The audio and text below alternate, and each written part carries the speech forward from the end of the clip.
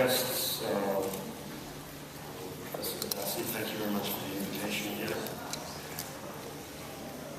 Just a few months ago, quite by coincidence, I discovered that fewer than a dozen of my former students from Harvard Business School and from Babson, just in the last 7 years, have started ventures, companies, from zero, from nothing, which have created 2,000 jobs approximately,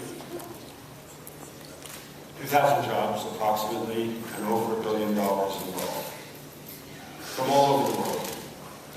One is an online gaming company in Latin America, one is an outsourcing company in India, one is a biotech company in Israel, one is a direct insurance company in Japan that just went public, and one is a company in California that just was acquired by Google for $250 million 4 months ago.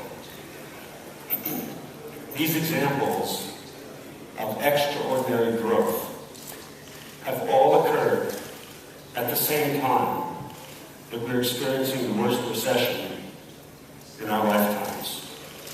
It's a recession that's brought big economies to the verge of bankruptcy, and sadly it's not over yet. This extraordinary growth is what I call entrepreneurship. It's the creation and capture of unusual or extraordinary value, using brains, using hard work, often going against conventional wisdom. I think I'm sitting next to one right here.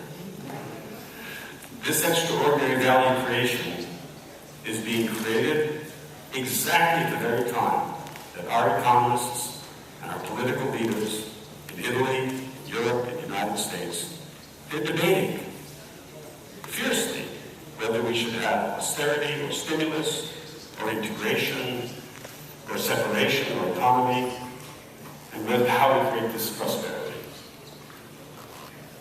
This extraordinary value creation is occurring at the same time that leaders from the Middle East, from Saudi to Tunisia and every country, are all very understandably anxious and worried about the tsunami of joblessness, estimated by some to reach 100 million job deficit in this decade.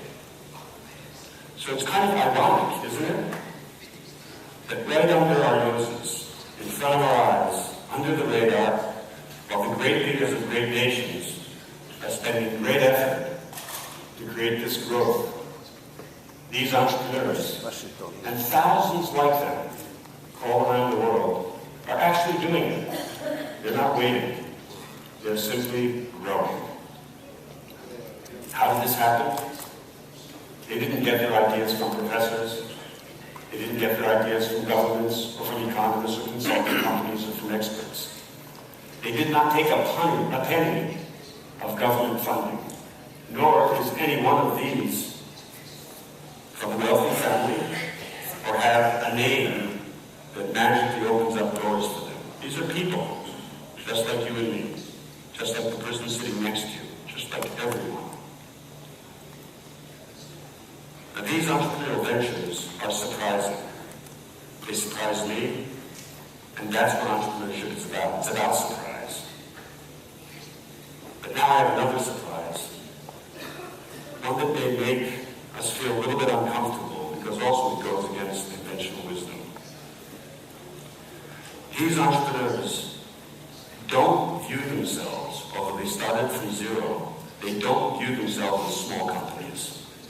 They don't see themselves as SMEs. In fact, when I talk to them, they find the term small and SME distasteful, unmotivating. This is very important. These entrepreneurs see themselves as big companies in the making. They're going to be big, they're going to be powerful, they're going to be good enough to sell to the big companies, to compete with the big companies, and someday maybe even to acquire the inefficient big companies. The concept of small to them is anathema. Even, I might say, a little bit offensive, one of them says, bit of exaggeration, one of my students, who has now 400 people working for him, he says, think big. Thinking small is a crime. Now, I don't agree that thinking small is a crime. But thinking small doesn't drive growth. Thinking big drives growth. Thinking small has its place. For example, in poverty alleviation. But thinking big is what will pull our economies forward. Now, I've heard repeated in this conference and in the 24 countries I visited, as I travel all over the globe, I've heard similar statements. Small companies are the backbone of our economy. You hear it in the U.S. as well. Well, my surprise is that somebody has been telling us the wrong message. Small companies, by themselves, are not the backbone of any economy. And if they are, then we're in bad need of a chiropractor. Ambitiously growing companies are the backbones of economies. The research on this around the world is getting clearer all the time. Small companies without growth are problems to be solved, not solutions. Let me repeat that, because it goes against what we hear about. Small companies that don't grow are the problem to be solved. We need growing companies, ambitious, growing entrepreneurs with big visions. This is what drives prosperity. It drives quality of life. It drives innovation. Now, can that happen here in Italy? To some extent, it is happening. And I have no doubt that it can be much greater and happen much faster. The human capital is here. The success stories are here. The reputational capital is here. The financial capital is here. Yes, the financial capital. It doesn't take very much money from the private sector to create the kind of growth that I'm talking about. If you unleash the entrepreneurial spirit that actually runs so deeply. I also have no doubt that without this entrepreneurship, economic prosperity will remain elusive. So here's just a few pieces of advice, if I may, because I was asked to your leadership. Number one, get clear about the difference between small companies and entrepreneurs, and be clear that venture growth is the top priority, not small businesses. That is not as simple as it sounds, because it means a very fundamental change in mindset. It means not glorifying small. It means glorifying growth and dynamism. Number two, help foster, therefore, conditions targeted to the best, to the most talented, to the most ambitious, the most hungry for achievement and success. If we serve them well, as customers, if you will, everything else almost will take care of itself, and there will be more dignified jobs and prosperity for all. Entrepreneurial achievement is democratizing. And entrepreneurship is the biggest equal opportunity employer that there is. Number three, don't spoil them. These entrepreneurs know that easy money from the bosom of government distorts markets, and they're looking just to prove themselves in the marketplace. You know much better than I do that to make good wine, you can't overwater. You have to stress the roots. Entrepreneurs need stress. In fact, sometimes I like to say, human capital and adversity leads to entrepreneurship. You need the adversity for entrepreneurs to flourish. 4, removing obstacles is much more important than providing incentives. There is so much native entrepreneurial spirit here that mostly we just have to get out of the way. Mostly, we just have to invest. It's not easy in creating a fair and transparent system. But you know what? You can ask the entrepreneurs how to do that. You can ask them what they need. Listen to them. Not just professors and economists. And you know I must like professors because I am one.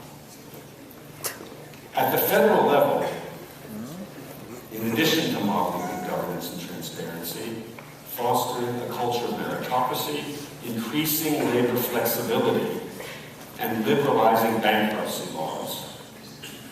If you make it structurally easy to fail, and this is in all over the world, if you make it structurally easy to fail, you will be surprised, in fact amazed, at how many will try to succeed. Now, nations, as it turns out, are not a very good level of analysis when we ask ourselves, how can we create or foster hotbeds of entrepreneurship?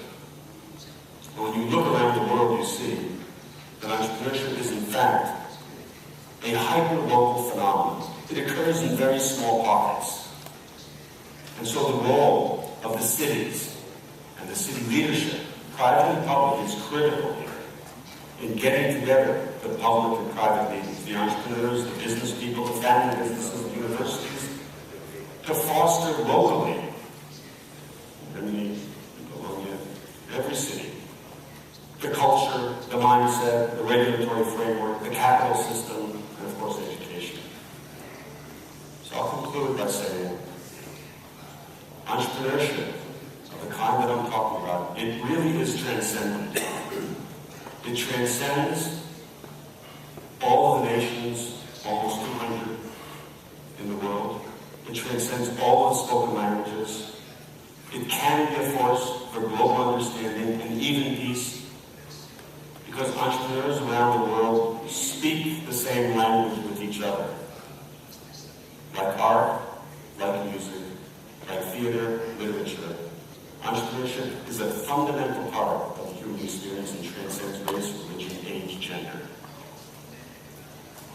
Victor Hugo once wrote, that there's no army as powerful as an idea whose time has come. Entrepreneurship is an idea whose time has come. Thank you.